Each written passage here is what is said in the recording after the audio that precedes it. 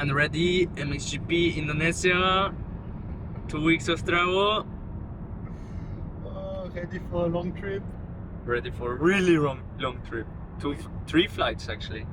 We even didn't start that, I'm already tired.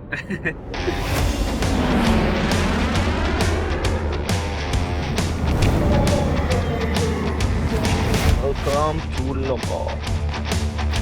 This one is a food factory. Yeah. Hello everybody and welcome back to Indonesia, the island of Lombok for the MXGP of West Nusa Tenggara. It's round 11 of the FIM Motocross World Championship. The island of Lombok, a part of the lesser Sunda Island chains and renowned for its beaches and surfing hotspots. Great bit of culture out here as well.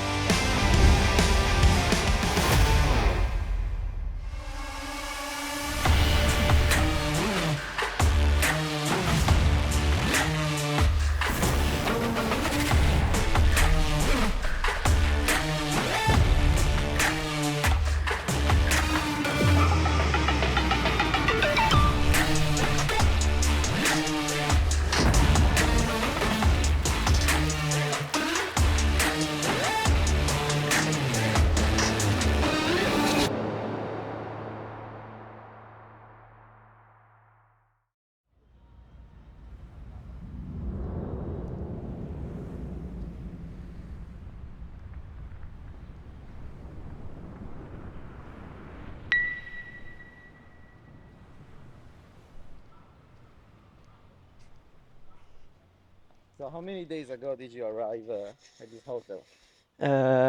Yesterday, like afternoon around 4 p.m. And yeah, it's looking very nice, the place here. The beach is quite amazing. I had a little bit of running yesterday, it was good, little bit hot, sweat quite a bit. The grass is cut, they cut it this morning, so fresh. Because I said I will have behind the gate, so they prepare all the garden.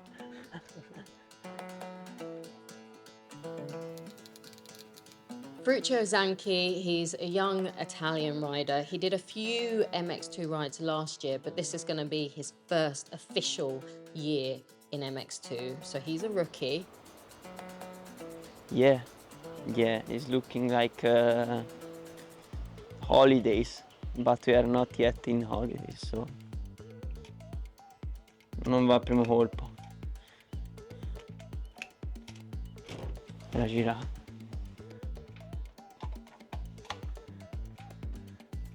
Everything order.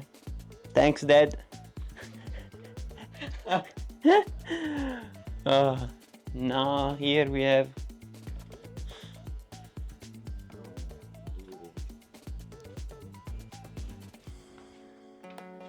Paradise. Another rider that's having a good spell or an interesting time, let's say, in MX2 as a rookie, Ferruccio Zanchi for Team HRC. He picked up an injury earlier on in the year that kind of hampered his progress, but what we're seeing since his return in Galicia is a rider who is hungry, he's keen to want to do well in the class, and we saw it a little bit. We saw a glimmer of that in round 11. Quite scared of snake, so yeah. You're scared of snakes? Yeah. No, I don't think you will encounter snakes. Maybe just a gecko. I hope. No, Geo is okay. Geo is my friend. Then there is the tennis court. On the beach there is beach volley, so I think we will play with the team. And then I saw yesterday they have like the jet ski and something like that, stuff like that. And there is the big banana that you put it to the bike and you just go. No, non l'hai mai fatto? Il bananone. Sai quello che te lo legano al motoscafo? This one. Look. Yeah, I think we will do something like this. Let's go. Merumata Hotel after this beautiful beach. Actually, water is not too cold. It's quite hot, so we will do like some swimming and stuff. Red, you have red. We have another color. Red. Red. I come tomorrow to take this. Tomorrow, you See, take the tomorrow. cash tomorrow. What is your name? Eh? What is your name? Ferruccio. Ferruccio. Ferruccio. Snorkeling trip. This is snorkeling today for the small gilly. Small gilly. In Lombok. Maybe next week. Honda. Next week maybe. Hey, Honda and Ferruccio have the black one like this. Ok. Black color. Tomorrow, guys. No, guarda lui ha preso i pesci.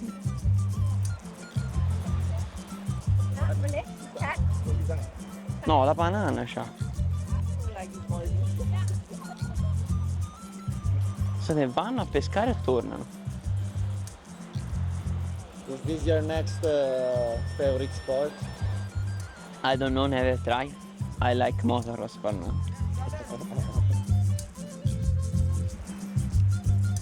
How are you? Good, you? Where you from? Italy. Italiano, piano. Il bro, ragazzi. Motorschino parentale. Prossima settimana. Next week. Next week. Airport, bravo. Bam, bam. Jump. I heard in the morning. Tomorrow all day also. Domani? Sì, domani. Tutto il giorno. Tutto il giorno. The last. Sì. E anche domenica. Come ti chiami? Zanchi. Zanchi. Zanchi, the best crosser di Lombok. Bello. Grazie. Ciao. A domani. Actually, stepping up from the MX2 class, it's quite a big change. But luckily, I had the opportunity to go with Honda and Team HRC for this season. I'm very happy. They feel like a family. I feel really like I'm at home. Every time I go racing, I don't have stress. I'm just very easy and confident for the race. So yeah, I think that the team is playing a good role to make me race very good and clean. No, I'm very happy about the team and he's helping me quite a lot. So yeah, I'm looking forward to continue the season and grow up for sure.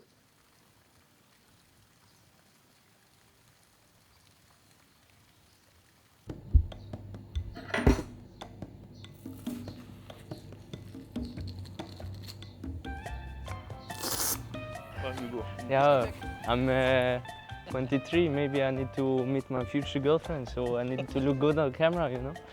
We are here on vacation / racing. Yeah, summer holiday. Now I really enjoy all the job I'm doing to be better on the bike.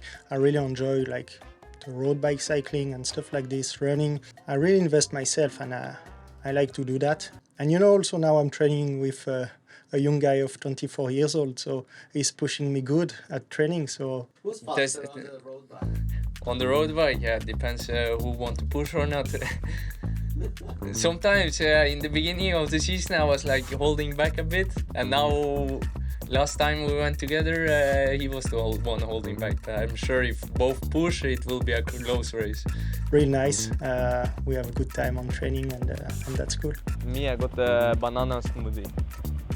So I wait 360 days because last year I had the banana smoothie, I think, every day. So I was waiting for this banana smoothie. Straight away, one banana smoothie. It's January that you speak about this. Banana you will smoothie. see in Indonesia, banana smoothie. For 2024, we've seen so many changes for Kevin Horgmo. He's changed team. He's moved to the south of France.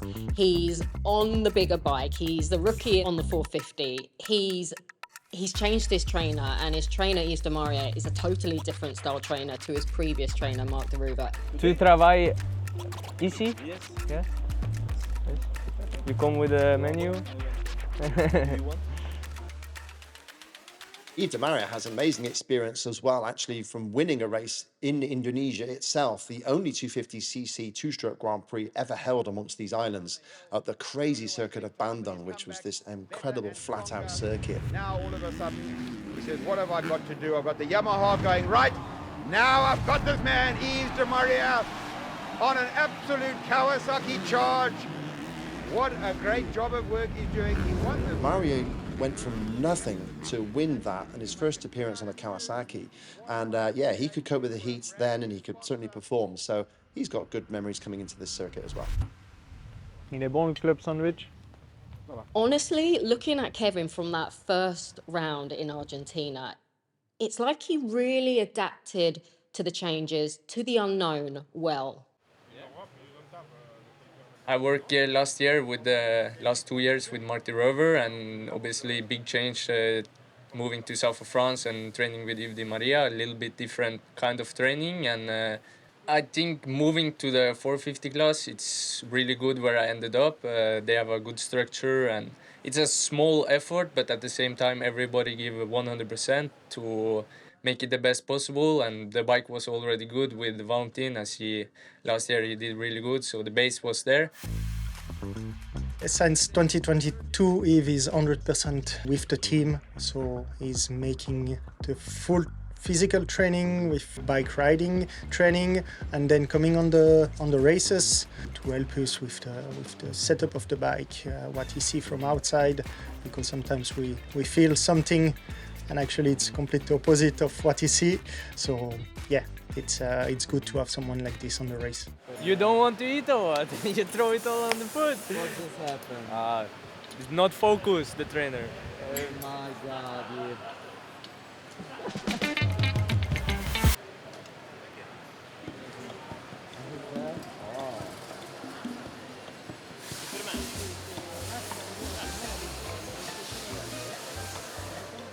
Ferruccio Zanchi, he told me in a paddock talk that we had in Maggiora that he feels that the Team HRC, has played a huge part in his transition this year into the MX2 class. It's an Italian team. They share the same language, they've got the same culture, they have the banter there, we see them joking together, and that's really provided Ferruccio with almost a home away from home. And he is young, and he is living the dream. He's a young guy, he's in arguably one of the biggest teams in the paddock, he's sharing the awning with five-time world champion Tim Geiser, and he said to me that he's truly grateful for this opportunity.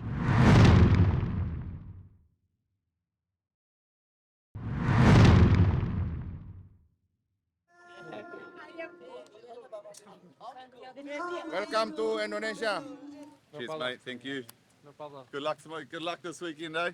Thank you. Dave, you want to work once in your life?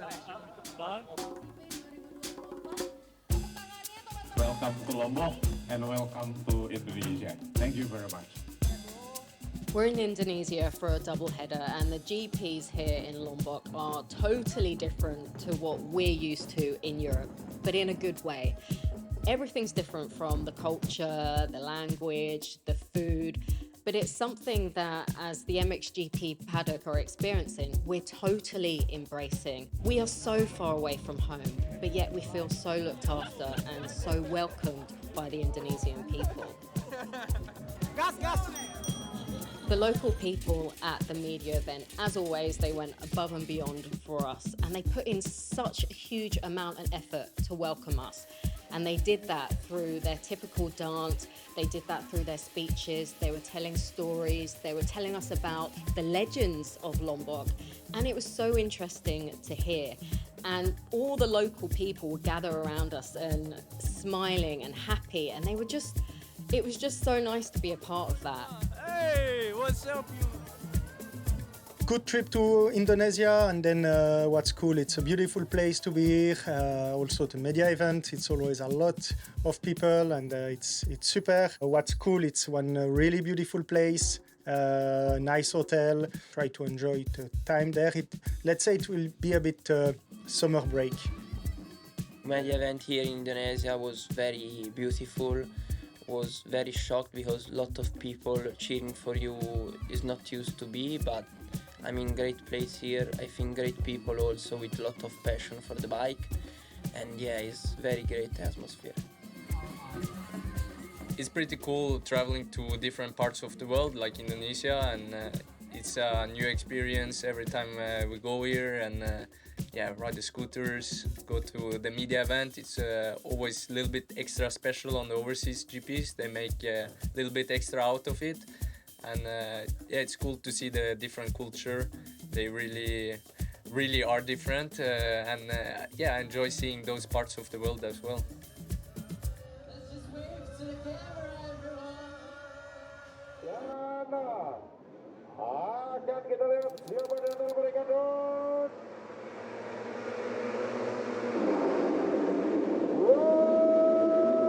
In MX2, you've had different winners all the way through in the first half of the year. Going into Indonesia, Sasha Kunin is on a 2-race winning streak, but he's nearly 200 points back in the championship in 8th place. Of course, he would need an awful lot of good fortune to catch that back up. So the big question for Red Bull KTM Factory Racing is whether or not Liam Everts in 4th and Andrea Adamo in 5th can lift themselves from those positions in the championship. Lucas Kunin has been fast, but kept making mistakes, so he's enabled Langenfelder to get back in front of him in the championship and Kaiser Wolf to build that championship lead. So that's what's happened there. Second in the series is Simon Langenfelder for Red Bull Gas, who's yet to win a Grand Prix overall. But the red plate has stayed on Kaiser Wolf's bike since the end of that opening GP, and in fact his lead has built.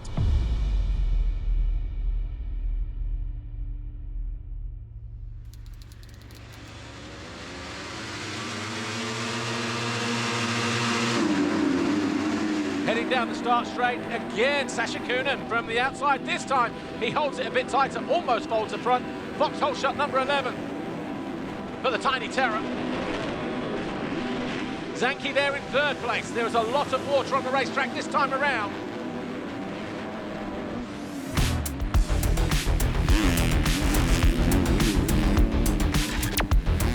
A first visit to Asia for Ferruccio Zanchi. The mistake in race 1 cost him when he spun out of the back.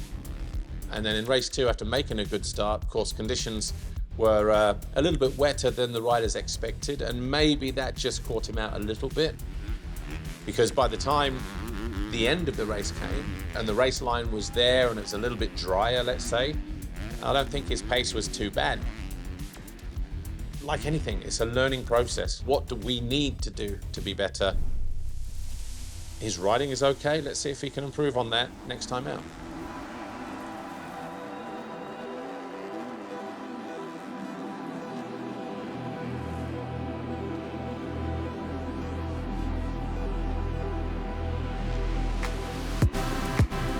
And they're side by side once again, but De Wolf coming out of the final turn has found his way past his teammate once again, regains that 2nd place. De Wolf's is staying the same and he's closing him down, tried to outfox him there, but in the end, it was De Wolf who came good, fans on their feet, they love that in the grandstands. De Wolf, your new leader at the end of lap 9.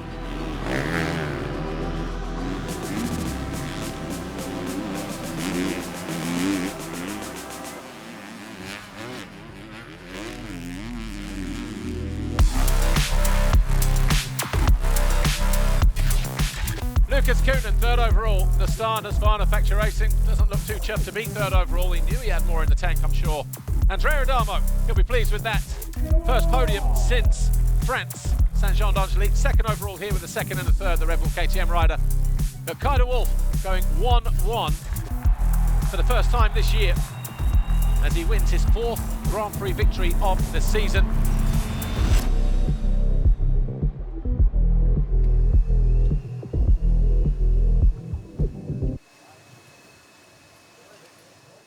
In MXGP, the points gap at the top is as big as ever because Jorge Prado had that massive DNF at the 2nd race at Maggiora. So that leaves him now 34 points off the pace of Tim Geiser. So the question is, how is he really? Is he able to challenge back at the top pace, or is he going to be suffering with a physical impairment as they go to what could be one of the most physical circuits and physical races of the entire campaign in the heat and humidity of Indonesia?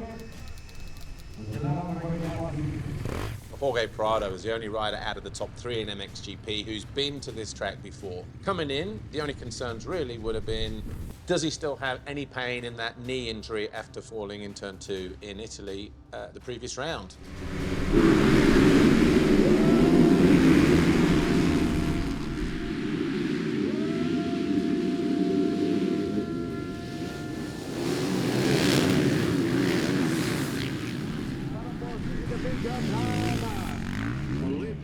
From the moment that he got on track, I think it was evident that we saw that he was pretty much close to 100%. He was fast, he was smooth, he was stylish, just like he'd never been away. Don't forget, Tim Geiser now comes in more than 30 points clear. He doesn't have to win the Grand Prix, but he also doesn't want to be losing a stack of points either.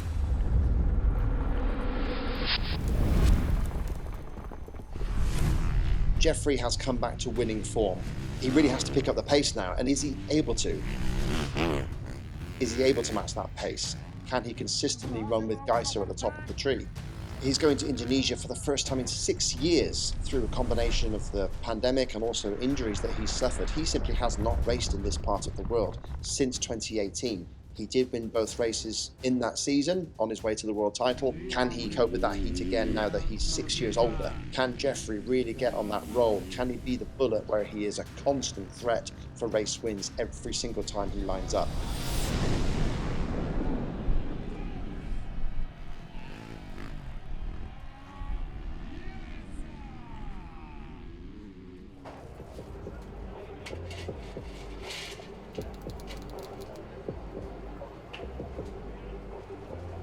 Coming into Indonesia, I'm sure it would be at the back of Kevin's mind. Last year here, he dislocated his shoulder out on track. They popped it back in. And after that, he actually put in a really solid performance. Maybe he's quietly confident.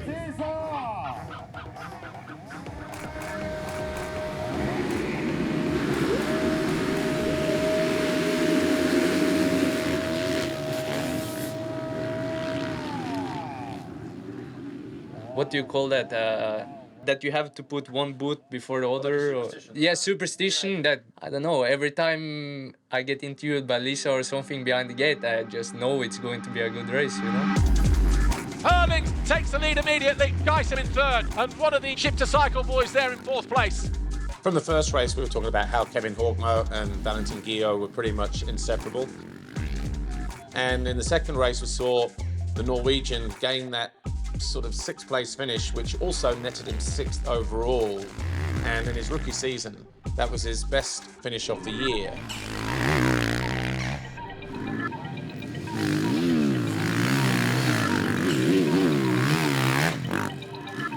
Calvin Malin climbing up to the level, so having to do that, probably finding another 5 or 6%, maybe even another 10%, and just like that, he goes down again. I was about to say, he gets used to running that pace. Malin out of fourth. Herlings has gone from the lead. Herlings is not going to be on the top step of the podium here. That's a game changer all by itself. Just pushing too hard, possibly. Game on. Geiser Prado take over the top two places. There you go, top of your screen. Yeah, he jumps in, catches the rut, tips over to the left. Geiser Prado couldn't believe their eyes. Look. It was very strange to see Jeffrey Herlings make that mistake. It wasn't the easiest part of the racetrack to deal with. I think Jeffrey was just unlucky in that moment. Put Tim into second, Jorge into third, a couple laps later. And the potential change of the lead, and Prado down the inside. We are going to see a new leader. Ah! They tag! Geiser goes down. Jorge got fantastic drive on the run towards the finish line area. He parked it down the inside. Tim's momentum was already swinging in from here, just tapped the wheel and he went down. Tim just misread the situation. Just like he did in the ramp qualifying race, same part of the racetrack, is going to try and find his way past Geiser, who reads it well this time around, but not well enough. Herlings goes through into second.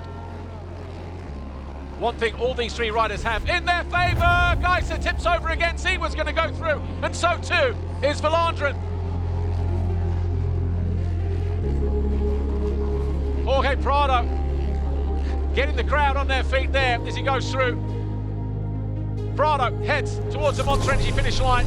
He wins race 2. He wins the MXGP of West Nusa Tenggara. Jeffrey Herlings second in the race, second overall, tied with Prado. Siwa will cross the line third, but Calvin Valandrin takes his first podium of 2024 as a Monster Energy Yamaha factory rider. When he fell on the opening lap, Calvin, it would have been very easy for him just to drop their head a little bit and think, oh, there goes my podium. But the way that he dug in and kind of rebounded to get another fourth place finish, and realised that first podium of the year with his factory team, let's not forget. That was great to see the fight and the desire, the determination from the number 10 to come back in that way, and maybe a little pressure is kind of just lifted off the shoulders, because you get the first one, the second one is normally a little bit easier. Second overall, Jeffrey Hurlings, Red Bull KTM Factory Racing. 144 podiums now for the Bullet. The former governor of West Nusa Tenggara handing the winner's trophy to Jorge Prado, Red Bull Gas Factory Racing. Win number 45 now.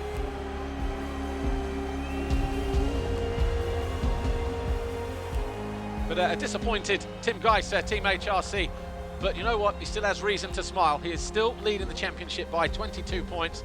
You'd rather be leading by 22 than losing by 22.